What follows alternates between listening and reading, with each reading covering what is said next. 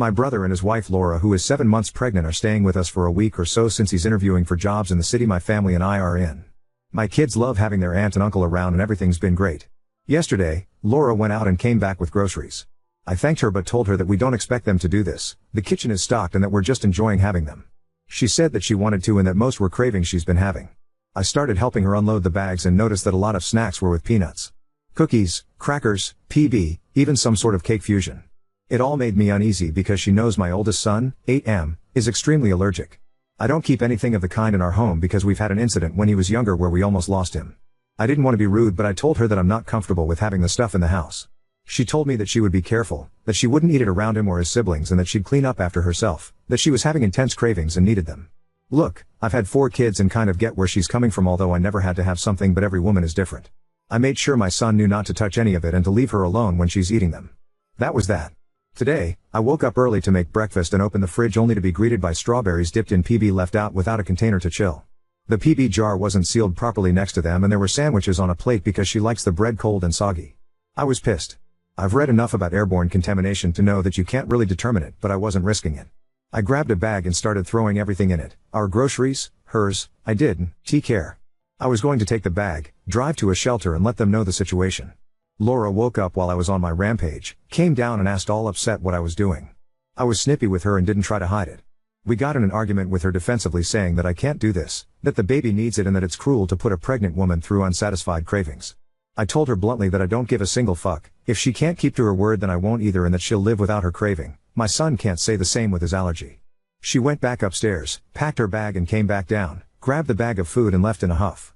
My brother was at his interview and called me half an hour later to ask me what happened. He was upset with his wife but also with me because nothing happened and at the end of the day, my son is fine.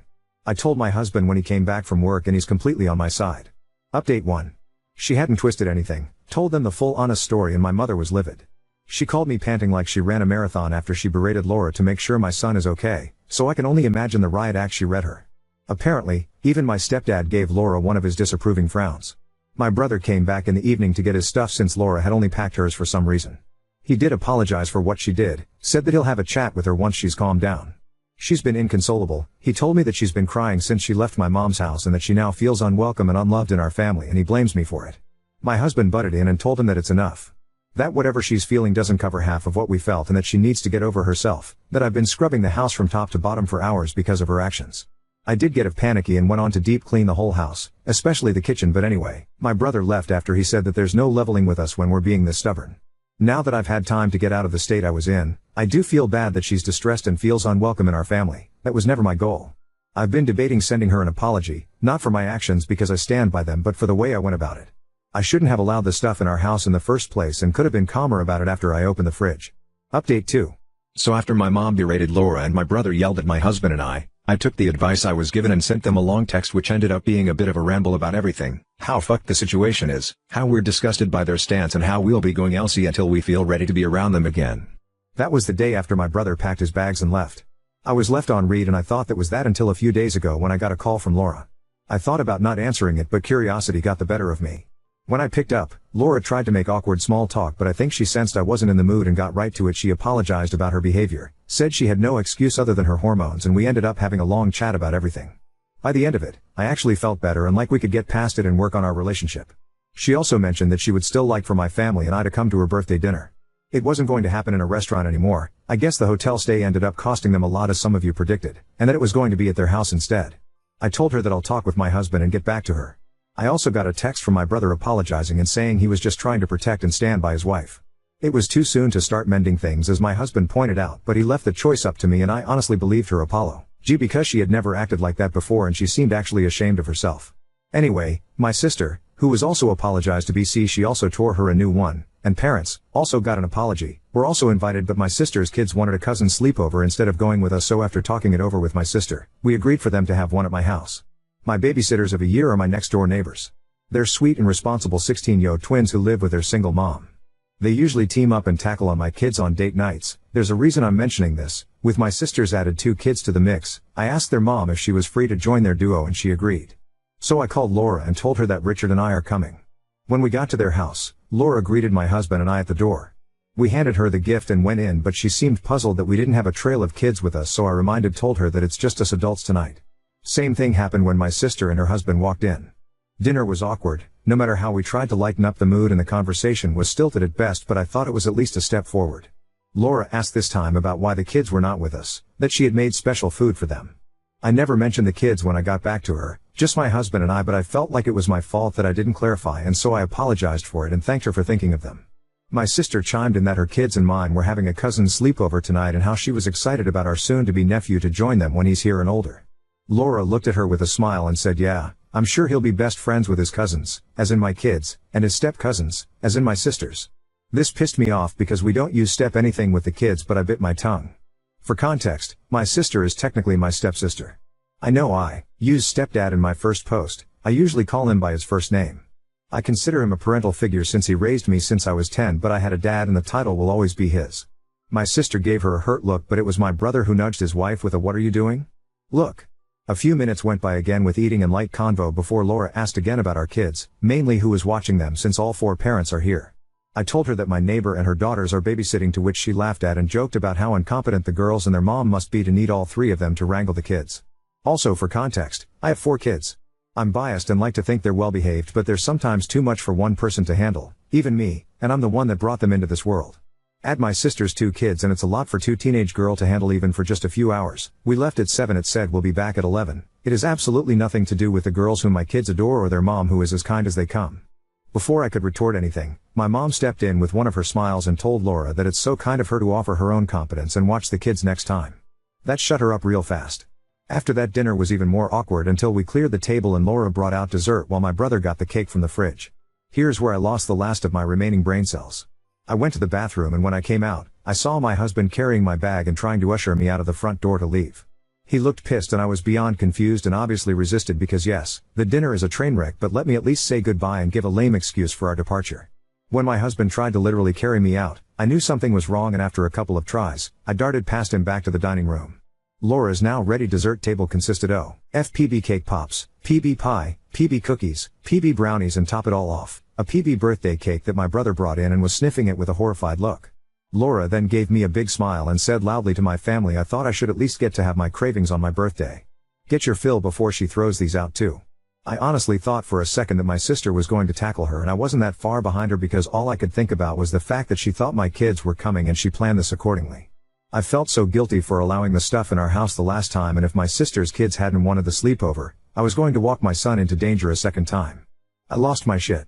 Without thinking about my actions, I grabbed Laura's head, forced her talk towards my brother who was I think too shocked to react, and slammed her head straight into the cake. I held it down as long as I could while she flailed and told her I hope she chokes on her cravings before I let her go. I honestly wanted to go for the pie too, but I had embarrassed myself enough by acting like that in the first place, so I told my brother that I'm done with both him and his wife, and if they try to contact me or my family again, I'm filing for a protective order. Then I let my husband lead me out. My sister was cackling as she followed us with her husband, but our parents stayed back. I heard Laura screaming profanities after us, but my stepdad raised his voice, which shut her up. I got a lot of jokes about his frown on my first post, but the man is as stoic as they come. Him showing any emotion is a big deal. I remember that his frown alone growing up was enough to literally stop my sister and I in our tracks. BC, we knew if he gave us one that we messed up. I haven't asked my mom what happened after we left because I can't handle any more heartache from my brother or his actions. I don't think this was the update anyone wanted, least of all me, but I'm completely done with the both of them.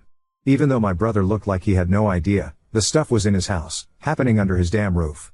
I'm sad I won't be in my nephew's life and my kids won't get to know the new cousin they've been waiting for, but I'd rather cry over that than over my son's life. I don't expect anyone to be kind in the comments. I'm 32, I shouldn't have been so naive, and I know I shouldn't have reacted like that, and I'm going to be dealing with that with my therapist along with the guilt I'm feeling, but please take it easy on me, I'm still shaken up. Now on to second story. Discovered my wife lied about blocking an abusive ex, maintaining secret contact, and now I'm asking for a divorce tonight. I recently married my longtime GF, 8 years, who I'll call Amy. Important context. While we have been together that whole time, the first 5 years were not exclusive, did not live together, and for 2 years were 1,200 miles apart, though we made regular visits. When she and I first met, we were both married but in open relationships. My wife, myself and Amy's husband were required to travel for extremely long periods of time, sometimes years, with minimal opportunities to return home, security contractors. Amy is an ER nurse. 3 months before she and I met, while her husband was home on a 6-month break, she met a local cop, and started a relationship with him. We'll call him Chris. He introduced her to some pretty extreme S&M and BDSM, which she found she deeply enjoyed. Unfortunately, it rapidly escalated past anything even remotely healthy, and became abusive. This rapidly began to destroy her marriage and family, and despite her husband giving her an ultimatum, she persisted. I was unaware of the abusive, obsessive nature of her relationship with Chris until Amy's husband told me. I had noticed that Amy was becoming increasingly erratic, but had no explanation. I broke it off with Amy. A month later she reached out saying she had realized how toxic the relationship was, that she had broken up with Chris, blocked him, and if I was interested would like to start seeing me again. I verified with her husband, then started sleeping with her again. This was still very much a booty call level of relationship at this point. From that point on, over the next 8 years, we would become closer and closer and eventually marry. However, about 4 years ago she mentions that he had reached out to her over some pictures she posted, unrelated, that they had a good conversation where he asked why she had broken it off with him, and they had both reached some closure. I noted that while I was glad for her, how could he have reached her if she blocked him? Her reply was that while she blocked his number she had forgotten to block him on IG. I let it go. A couple years ago in a conversation with her friend, I find out that during a medical emergency some years back, but after she supposedly blocked him, that it had actually been Chris that she called to take her into the ER and stay, not this friend. I confronted Amy. She said that when she told me she had a friend take her she just didn't think to explain who exactly. This has remained a very touchy subject for me, for all the reasons stated. We are also no longer in an open relationship, now that I have stopped traveling, among other reasons. We moved back to the area, in the same town that Chris was an officer in, about 2 years ago. A few months ago, just before we married, she commented that I could be less touchy about Chris now that we are getting married, and after all he had retired and moved to Florida. We are in Midwest. I asked how she knew that, and she stated that she read an article about his retirement. Because he retired as a lieutenant and the first K-9 officer, that was barely possible, but I was unconvinced and asked her point blank if she had been talking to him. She said no, point blank. A week ago, I was reading an article about Belgian Malinois, and saw an article about Chris attending the retirement ceremony for his former K-9. The ceremony was only 6 months ago, and would mean he was in the area until very recently. So I dug, and I'm good at it. Now I have all the dates, times, houses, etc., for the man. He retired 9 months ago, left for Florida right after the K-9 ceremony. But there is no mention in any article of him moving, and there wouldn't be since he moved well after retiring. So I confronted Amy, and this time she says Chris reached out to her out of the blue via text and they chatted. When asked how that was possible if he was blocked, she said he had a new number. We had a big fight, and I've spent a couple days considering what to do. Right now, I plan to confront her tonight. Even if it is true that she forgot to block him on IG, why did she have a conversation when he reached out? Even if she was confused and called him to go to the ER, why did she hide that from me for years? Even if he texted her, randomly, after years, after he moved to Florida, using a new number, why did she have a conversation and tell him that she now lives in town? My full intention is to ask for a divorce tonight. For those who've asked for more info, her husband and I are still close. Let's call him Dan. He is still working. The more to the story is that I had a really bad day that left me unable to keep traveling. As soon as I was home full time, and more to the point laid up and not earning, my wife divorced me and tried to take the money and the kids. No need for details there, but I wound up with the kids and the money all got burned on attorneys. Amy had always been the one who had to stay home, so she and I started spending a lot of time together doing life things. Dan was glad to have someone he trusted with her and their kids, and despite me being half speed he felt good having someone around to keep her from tangling with the too bad crowd. Including Chris, which should have been a bigger red flag than it was, but I still hadn't come out of that king of the hill mentality. So the change was when I stopped traveling. Amy and I started living together, her husband Dan left permanently, I adopted her kids, and my wife divorced me, lost custody, and kept traveling, though her travels are all stateside. Dan doesn't have, and at this point doesn't want, a romantic relationship with anyone. I'm sure he still has a list for finding relief, but he is allergic to any sort of permanent situation. While he would never be willing to, and I don't want to, have me adopt his kids, they were 14 meters, 10 meters, and 8F when I met them, 18 meters, 14 meters, and 12F when I came home for good, and 22 meters, 18 meters, 16F now. He has given me power of attorney on their behalf and they all call me dad. So, there's that. And yes, I'm sure there are a lot of people who judge all of us for the choices and lifestyle we've made. But we are all human, and the things required of the people called on to do the things that we do lead to a lot, of compromises. We make the decisions we do based on the things we know at the moment. Hindsight is only useful when you start looking forward again. Update 1. I had the conversation, I told her I am divorcing her, it went as badly as expected. She and Chris have not been physical, but we got to the heart of the reason she has been in touch with him. I am exhausted, but feel like I have some clarity of mind and purpose I have lacked for quite some time. I'll probably feel more chatty tomorrow, but for now that's what I have. Edit, more coherent update now that I've slept on it. In another reply in the thread below I have my take on what she told me, and her reasons, and I won't repeat it all. And yes, this is my opinion and what I choose to put on here, and I'm sure if she were on here she would have some reason to explain how none of it is her fault. Thinking about it, the pattern is clear. She even said as much herself, but we don't always hear what we don't want to hear. All of her relationships have come through our professional community in some capacity or another. She is attracted to the men in it, and the lifestyle, or at least this version of it. She married Dan because he's exciting and dangerous, and mostly absent. She got to have the money, the kids, an exciting husband, near total independence because he was only home maybe 3 or 4 weeks a year, and because of the circumstances she could also sleep around freely. So did Dan, to be clear. This was fine until Dan spent an extended period of time at home. There was a lot said there about how unfair, unreasonable it is when one of us comes back home with zero idea of how things work, or why, and start acting as if our opinion of what home life should or should not look like needs to be followed. I get that, actually. Long story short, she was never and is not now interested in a normal marriage. She wants and enjoys the lifestyle she had, first with Dan and then with me. It ended with Dan when he came home and tried to play house. It ended with me when I came home long term and tried to do the same thing. For that matter, that's what ended my marriage with my first wife, me coming home and acting like I own the place rather than an occasional visitor. Amy did enjoy the more normal life with me but also wants the old excitement. She wants to have her cake and eat it too. So she reached back out to Chris because she did like what they did until Chris went too far and Dan was about to leave home again, leaving her alone with Chris around. Bonus excitement for her at the time because she got to literally watch me confront Chris at our home and send him away. But things have changed since then, and the new circumstances mean she can hook up with Chris and do much more extreme things than she does with me while also having me at the house to keep Chris in check. Only catch is that it's no longer on the up and up, so she and Chris would have to sneak around. Maybe that made it more exciting? Almost works, but I clue in and realize they are in contact and unravel the whole thing before they have an opportunity to act on it. More, Chris definitely scratches a sexual itch than Dan and I do not. Dan and I are similar in that we can and do enjoy some level of BDSM, etc., but as it escalates it becomes much too similar to work things we don't want within a million miles of our homes. I'm happy to put the handcuffs on you and hold you down, but once we get to heavy impact play, cutting, or God help me CNC, the level of nope is so high it could put me off for weeks. So yeah, Chris is a better lover than I am in that regard. More, alcoholism. I know my short reply last night while tired was pretty ugly. Yes, there is truth there, but no, it isn't that simple. I was quoting her, but a lot of what she said was intended to be hurtful. I appreciate the kind questions and comments. I have tried medical marijuana, but it's a terrible fit for me. It made me physically less coordinated, but also made me feel more alert. The combination takes me from a level of hypervigilance that already requires medication, and that I am slowly improving with CBT, to flat-out dangerous paranoia. So, hard pass.